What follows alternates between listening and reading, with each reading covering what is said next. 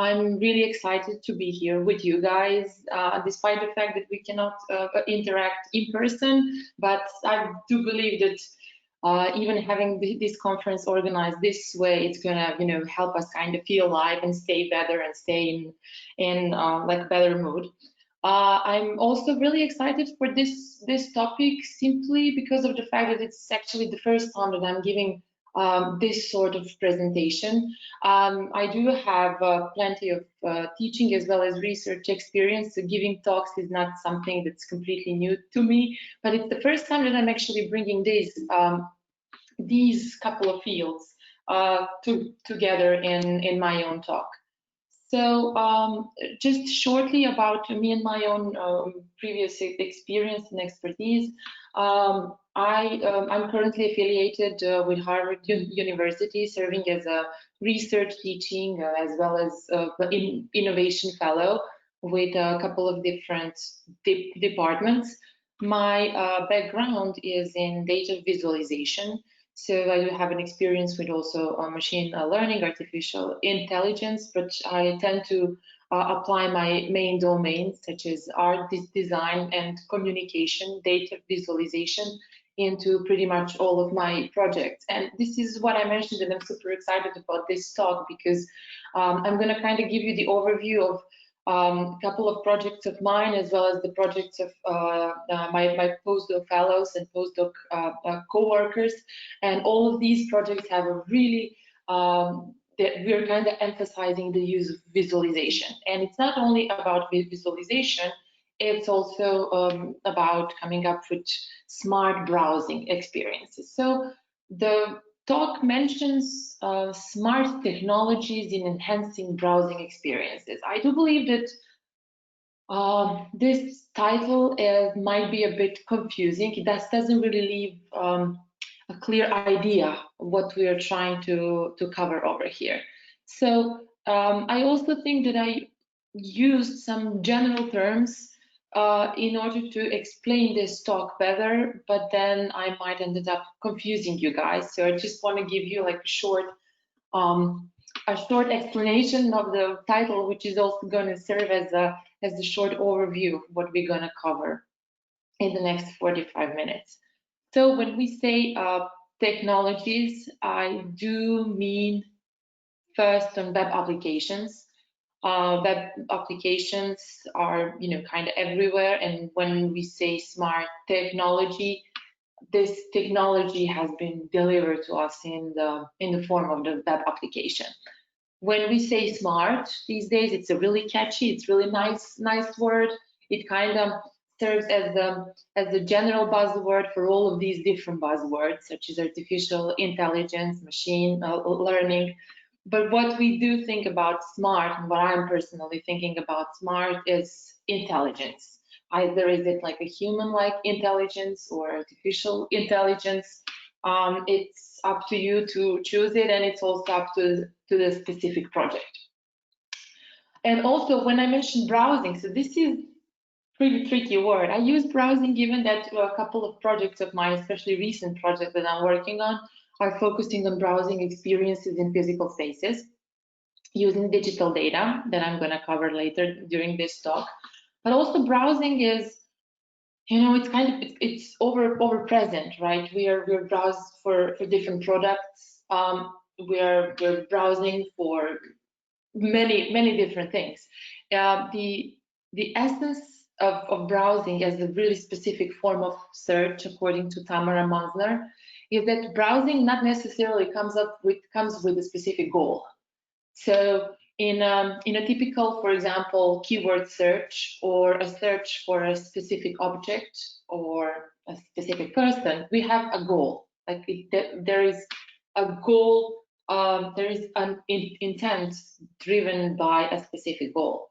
With browsing experiences, we tend to enjoy our own experiences without necessarily having a goal. We are discovering many different goals along the way. So this is what makes this entire, like, very specific field of browsing search, or actually browsing as a typical way of performing research, of performing search. pretty challenging because they're like an endless amount of outputs. And I've noticed so far, and I'm really glad for it, every single time we're talking about something challenging, we're kind of relying on data visualization, or specifically the visualization. So what is when we say smart? Like we mentioned that smart comes from intelligence, either artificial or human-like intelligence. But we also, when we say smart, what is the actual first thing that comes to our own mind? So I assume that all of us are thinking the same right now. It's about smart devices. Like I really like this drawing. This is why I put it here, although it shows like most of them Google smart gadgets. But when we say smart, we do think of smart applications, smart gadgets, smart cities. It's kind of over-present, this sort of really complex and intelligent systems that should work with us, for us, or even instead of us. As I mentioned, for me personally, when we say smart, for me that means not necessarily a technology. For me, that's application. And of course, that I'm using web application as a term right now, given that pretty much everything we're using is web-based. Even our own native apps right now, or on our own cell phones, are transferring to progressive web apps that are pretty much web-based right now. One of the courses that I've been teaching with Harvard Extension School, it's called also Smart Web Applications. We're using dual terms. We use smart web applications as well as ML-powered web applications to kind of explain what we do mean by smart. And smart in this case would be, there is an ML backend, there is the application interface, of course, there is the ML backend, like a smart backed application. And of course, we are emphasizing the usage of data visualization as the front end. Why as the front end? Well, it's not only due to the fact that all the stuff from this course has experience in data visualization, and this is our own first love, but also due to the fact that visualization ultimately is capable of explaining complex processes. For example, think about New York Times. What these guys are doing is fascinating right now. They're not only focusing on writing news, they're also focusing on incorporating visualization as part of their own news. Why they're doing it? Well, it's new, it's tricky, it's interesting, it's more fun. It serves as an engagement to a very broad audience. But when I said a very broad audience, that also means that they're trying to send a very domain-specific stories, domain-specific topics to a broad audience. How is it possible for all of us to understand something that we are not coming from as a domain experts and be able to read about it quickly is thanks to the visualization. So there was a very interesting question that I was asked every single time when I start teaching my smart web apps course, and students ask me, okay, so can you just come up with a short definition? What is smart application? And I'm almost tempted to say I have no idea. And it's not that I have no idea, I just don't know how to summarize it in one sentence. And I was talking to a couple of colleagues of mine, especially with colleagues that are working on smart web applications where they're coming from a different domains, such as security and scalability, something that I'm not really competent with.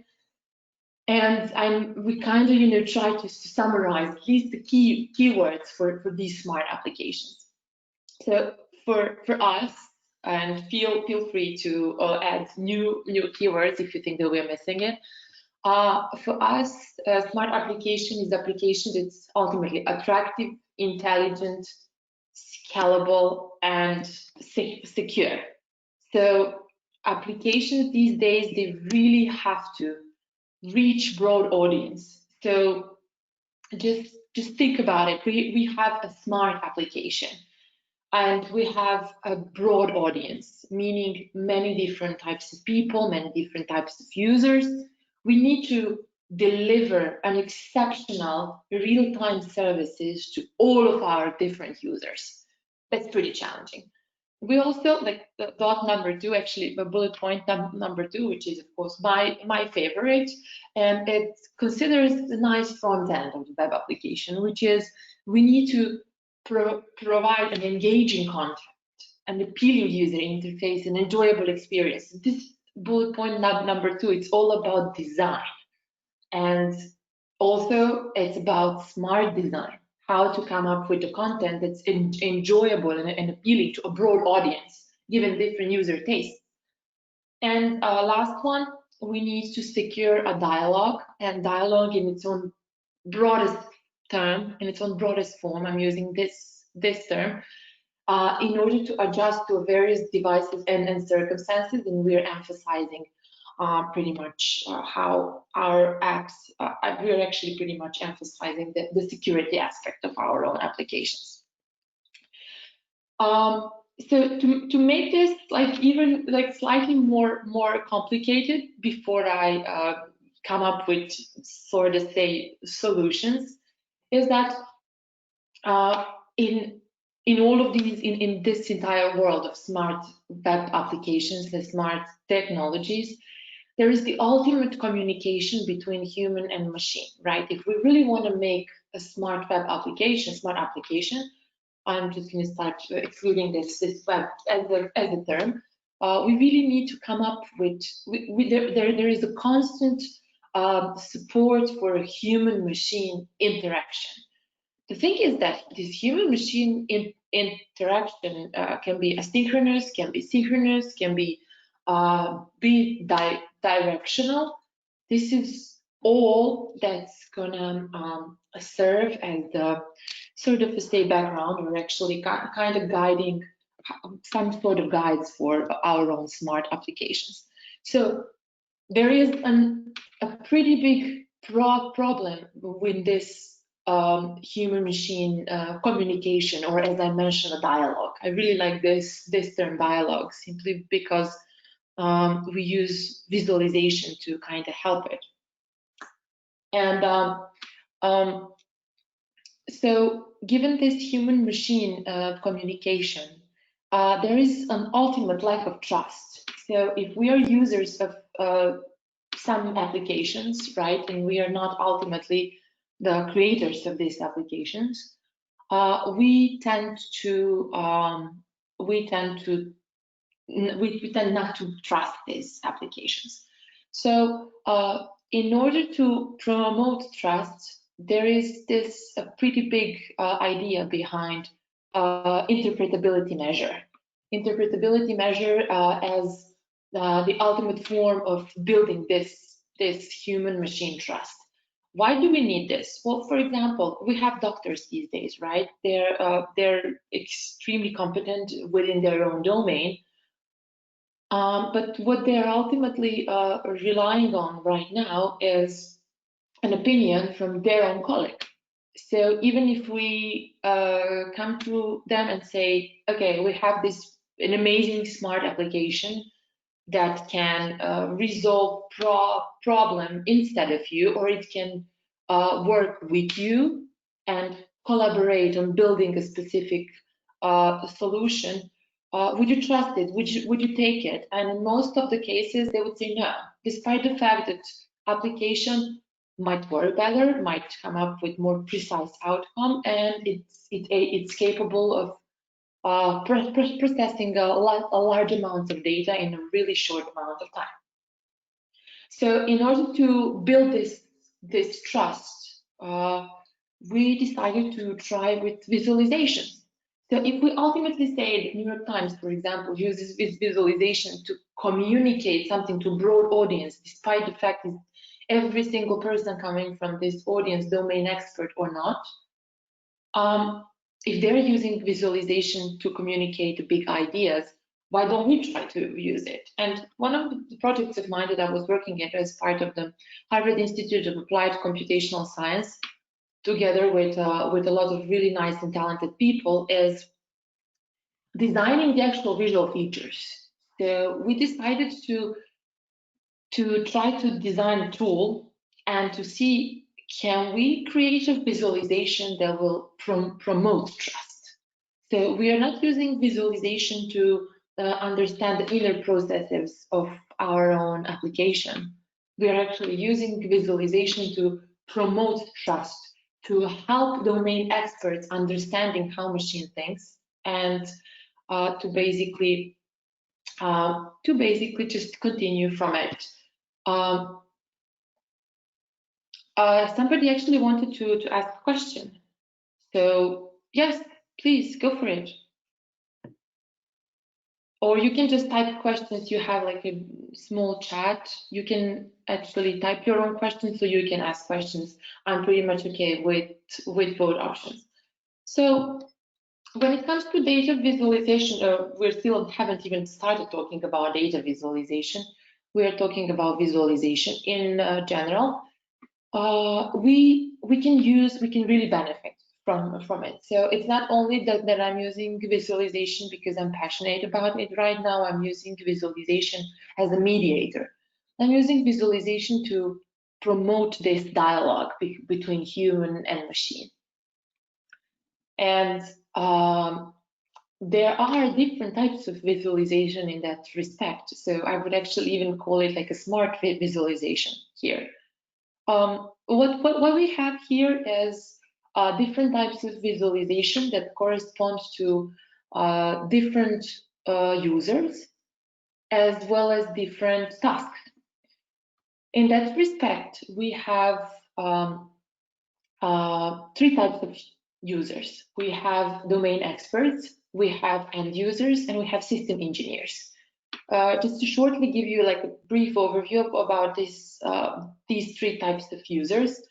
Domain experts are people who are, domain experts in their own specific field.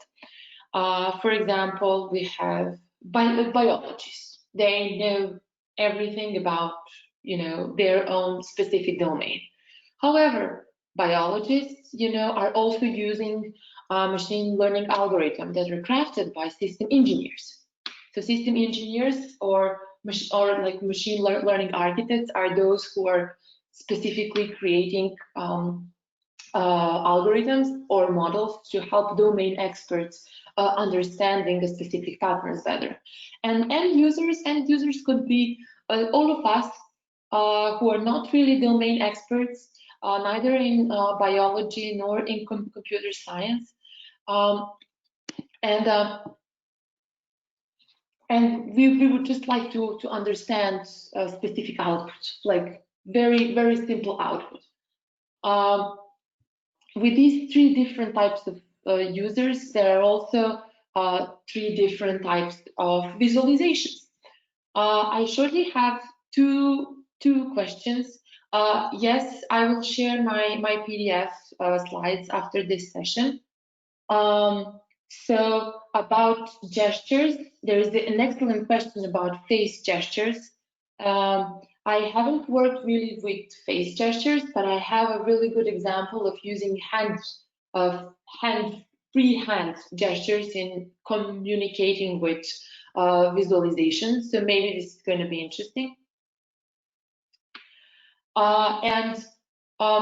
Unfortunately, I haven't really worked with any sort of facial gestures, as well as I don't have experience with voice. But I'm receiving a really nice questions about it, and I would really like to talk more about it. Hopefully, we will have the time by the end of this session, or if we don't have time by the end of this session, I'm giving you my own email. You have my own email at the end. That's going to be written by at the end of this presentation. Also, I'm willing to jump on a Slack chat or Zoom calls, or like there are many different options. If I figured it out the question that corresponds to a specific slide or a specific topic, I'm just going to answer it right away. Anyways, I'm just going to move on, and then I'm really going to hope that there will be a place for all of your questions at the end. So, given these three different types of mediators, I'm showing just shortly, and in my own PDFs, you will also be able to see all of these different links. I'm showing you a project that we work with with MBTA. For all of you who are not coming from Boston, this is Massachusetts transportation system, and our own task was to create a very complex algorithm, so like clustering-based algorithm that's going to help policymakers understand who their own riders are in order to impose some sort of peak pricing. So we have a really complex clustering algorithm that tries to understand the specific patterns and specific rider habits, right? But these outcomes of this cluster, we serve as the architect. We serve as architects of our own machine learning algorithm. People who work with the MBTA research department, they serve as the domain experts. They not necessarily have to know everything about our own algorithm, but they will use a specifically dedicated outcome to prepare new data so they can use this system in the future iterations. Policymakers are definitely users as a third way of as a third user type. They are interested in the end product. They're only interested in these visualizations. They're only interested in different patterns, understanding, you know, who their own users are, exploring different types of users, exploring their own race, educational, income, tariff type, and so on and so forth. I'm using this as an example of how we can communicate a really complex algorithms almost to everyone, thanks to the magic of data visualization. Not only that we're using data visualization as an outcome. So we have right now, as you may know, plenty of different applications that show some of our own daily data in the form of nice charts. These charts are benefiting from a simple interaction, but I purposefully called it simple interaction here because those are just smaller, just very small animations and small feedbacks that we as users are getting in order to be more interested in observing our own charts. A serious interactive visualization is the one that's mostly used by domain experts. Serious interactive visualization comes as a visualization exploration tool or as a toolkit that serves to domain experts to literally dig through their own data to compare many different features and to be able to explore their own data from many different sides in order to understand the specific pattern. What's great with it is that interactive visualization can be also used in machine learning to promote, to not only give feedback, but to promote learning process, mostly by domain experts. And this project is not mine. It's coming from a coworker of mine. Luckily, I used to work with him for a long time, Henrik Strovold. Henrik Strovold. He is a very renewed research fellow with IBM, and he created this amazing application that emphasizes the use of GANs, in which human is capable of changing the activations of neurons. And in this way, we're thinking of not interactive visualization as sort of exploring our own data from different perspectives, but we are talking about the interactive collaboration. Think about it, it's pretty big term. So there is a way where machine and human being are collaborating together in order to create this image. we are, in order to be able to understand how machine thinks, and in order to be able to, for machine to understand our own intention, we use visualization as a perfect mediator for it. So I would call it, visualization comes here as a really nice, almost like a common language to promote the dialogue between human and machine. So far, we covered not really all of it, but shortly, we covered data visualization, data visualization for portable devices. I would kind of exclude desktops, given that we don't really have them anymore. We don't really use them anymore. So let's just focus on portables as a broad term to incorporate our own cell phone, our own laptops, our own iPads. But what about head-mounted displays? So there is the entire huge field of VR and AR, and right now the entire field of so-called immersive visual analytics. What that means is that we are using AR to draw visualizations in our own physical environment. And truth to be told, this is something that I found the most fascinating thing. One of the first projects of mine that I was working on as part of my own postdoc research. So as soon as I finished my own PhD, I was lucky enough to join a visual computing group with Hans-Peter Pfister, and one of our own first prototypes was to try to benefit from physical objects as well as digital data at the same time.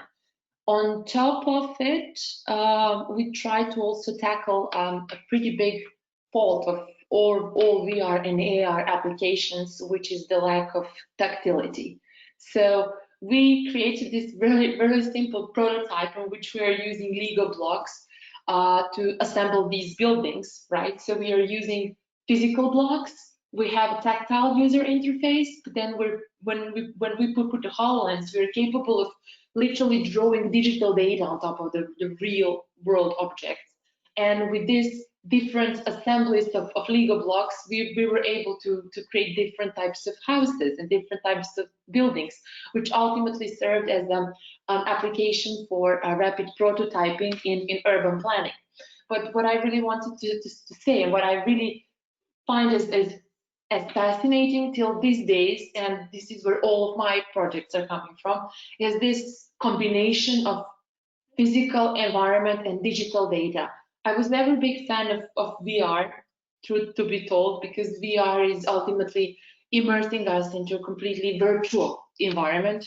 I love AR because AR is bringing us back to a physical world and to giving us the portion of the information that we actually need. A second project that I was working on as part of the visual computing group is a whole library, and this one was really complex, but it was a lot of fun. And when I say a lot of fun, usually all data visualization, immersive visual analytics, or AR projects are bringing a lot of fun. But this one was not really easy to figure it out. It was not really easy to understand what's going to be the actual outcome. And why was that? It's because we wanted to apply immersive visual analytics to books. And there are still many books, and with every single book or combination of them, we are bringing a different set of visuals. So this is where ultimately browsing, as the term is coming from. So Holo Library is the application for bookstores and libraries, and it should serve for people to help them finding a new book of interest. There are, when we say finding a new book of interest, it sounds like, okay, I already know what I want, just draw me some wayfinding paths to kind of bring me to my own goal. But what we wanted to focus here is literally on browsing experiences. So I'm actually using the term browsing experiences. It's not really a search, it's the experience without necessarily having an exact goal in mind. So think about it when you visit a bookstore and you want to buy a new book without necessarily knowing what is that book. What are you doing? You're browsing space. So we are drawing this visualization on top of the stacks, on top of the books.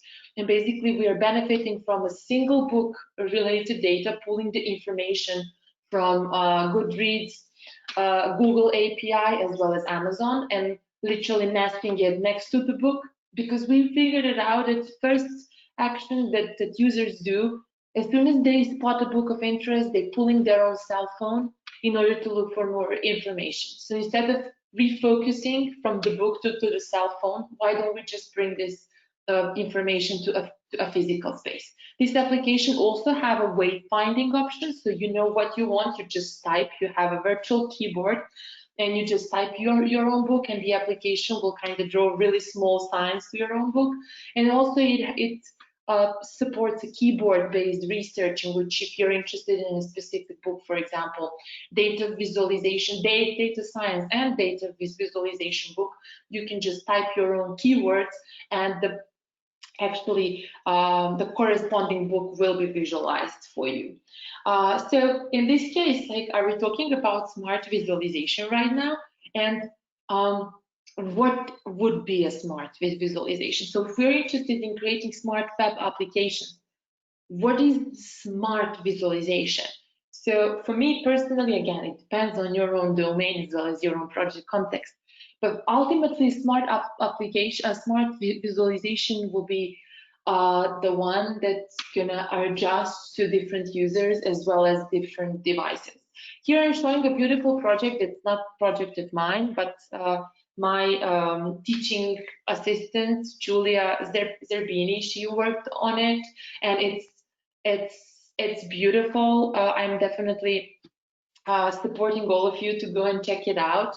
The name of the project is Codex Atlanticus, and not only that tries to explain a really complex domain using beautiful and nice and easy to use visual exploratory tool, but also these designers, information designers, were able to create a useful visualization for cell phone, tablets, iPads, as well as touchpads. And you know, there might be an idea to host some of the visualizations as part of the AR application in the actual library.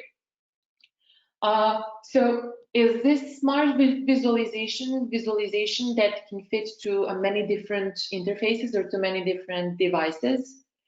To make it even more complicated, is the visualization one smart visualization that can actually be used with different types of navigations. So one of the current research projects of mine is human-computer interaction, but specifically in data visualization domain. What I'm interested in is to figure it out. How can we use a complex data representations as visualization interface?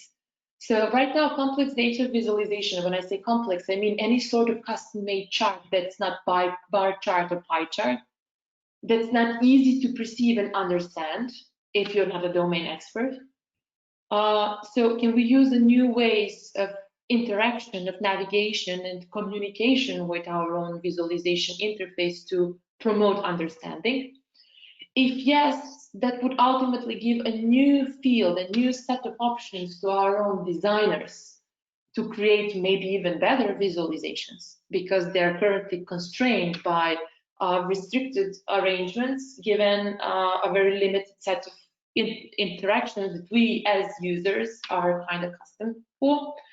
And also, even if we come up with a better and more natural dialogue with data visualization interface, how we can help users understand this novel data representations without having the steep learning curve in its own process. So the research that I'm mentioning and that I was working on, that I have been working on, is using a really complex chart, and complex chart looks like this. And we are testing this complex data visualization that we also want to use as not only data visualization, but as user interface. And why are we interested in using it as a user interface? Well, we want our own users to start interacting with this visualization rather than interacting with a set of drop-down menus, buttons, and any sort of on-a-side options that are usually presented with most of the user interfaces. So what we decided to do is to use a typical desktop-based and mouse-like interaction to compare it with iPad with multi-touch interaction. Multi-touch interaction at the same time, we are benefiting from multiple inputs. So instead of using mouse, we are just using multiple fingers, and we can explore this visualization from multiple perspectives. We're actually interested in understanding is that going to promote understanding of the complex data representations. And at the end, we're using leap motion. So why were we interested in leap motion is because leap motion can be easily, so you all know about leap motion, it's to draw basically like free hand gestures. And we're coming from this sort of belief that instrumental use, like how we get used to using instruments in our own physical environment, is something that we all as users are kind of accustomed on, and we can easily use it to interact with our own visualizations. We're also trying to emphasize the usage of both of our own hands. Some of you might also say that, okay, we can use face right now. This is a really nice idea. I was also, of course, thinking of voice, but I haven't had any prior experience with neither processing facial gestures nor working with voice or text. So this is why we kind of tend to, stick with what we feel comfortable with. But these three visualizations were actually compared, and I'm going to show you how the leap motion visualization looks like. And apologies for slightly slower or a bit of we need a bit more loading time. Okay, there it is. Not going to zoom in. So at the same time, we're emphasizing like usage of index fingers to control right-hand side options, the left-hand side options with our own left hand, where you're using left hand to rotate. And every single rotate means that we can actually sort these options over here. What I also showed, I believe, with this slide over here is that we can finally benefit from Z-axis. Think about it, like mouse pad, or even touchpad. They're working in like a two-dimensional space. With leap motion, we're kind of emphasizing the usage of Z-axis gestures so we can actually use this Z-axis gesture to explore our own visualizations using this new way of depth. Some of our conclusions with this type of application is that every sort of visualization that's novel, such as this one, that's not, typical dashboard like visual analytics type of presentation, is always found interesting, intriguing. It's not really easy to understand, and users definitely need more time to pick up specific trend, despite the fact are they a domain experts or not. Also, leap motion and hands-based gestures are bringing this extra sort of like a gamification and an additional experience, and makes users more interested in using these types of applications. However, practicing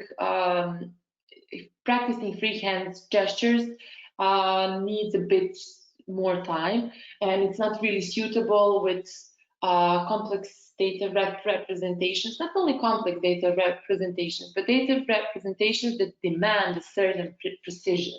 In this case, this data visualization is crafted for desktop. It's crafted for portables. actually created for mouse-based interaction, and gestures cannot beat this mouse-based precision.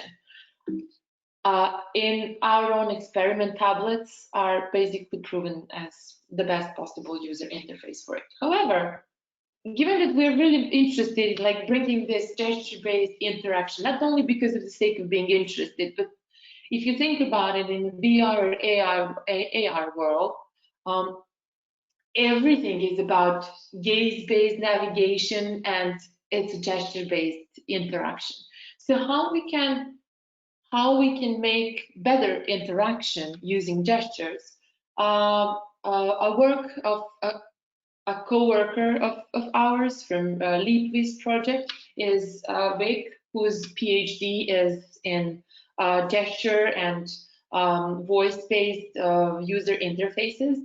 And we are actually examining and we're actually working on new types of visualizations for large screens. Why for large screens? Because large screens serves as a trade-off between mouse precision and gesture-based input.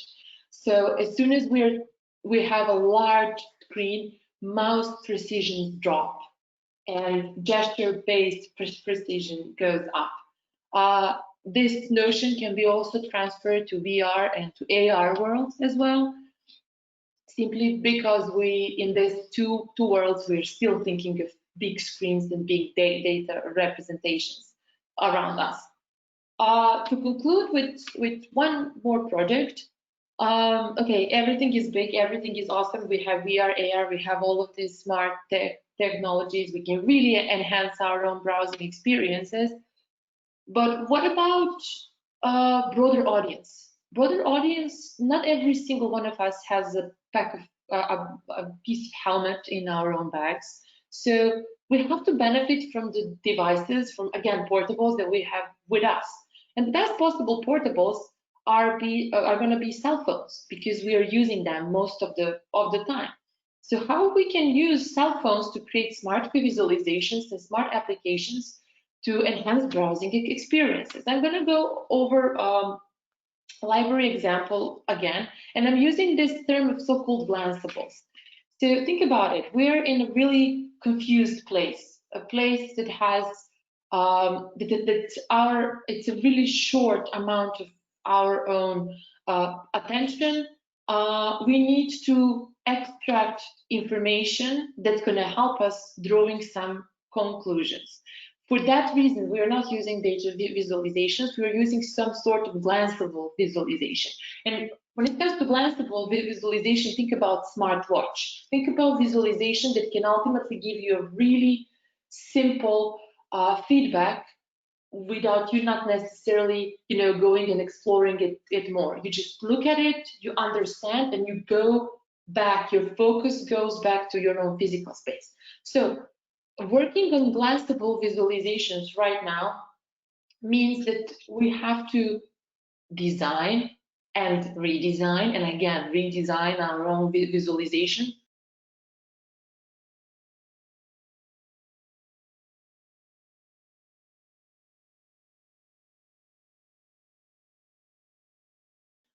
To make it simple, to make it like a visual symbol, to make it like a web-based graphics symbol that will undoubtedly draw a very simple message. And Hi, Zona. Yes. We have to wrap up this session since the next session starts actually in literally 3 minutes. So we really have to wrap the session. But I would request if the attendees can directly message you, or if you could share the slides, that would be great. But we really have to. That's awesome. Don't worry about it. I'm actually done. I'm actually 100% done. I just want to say that not necessarily in order to be smart, everything has to go to VR and AR space. There are smart applications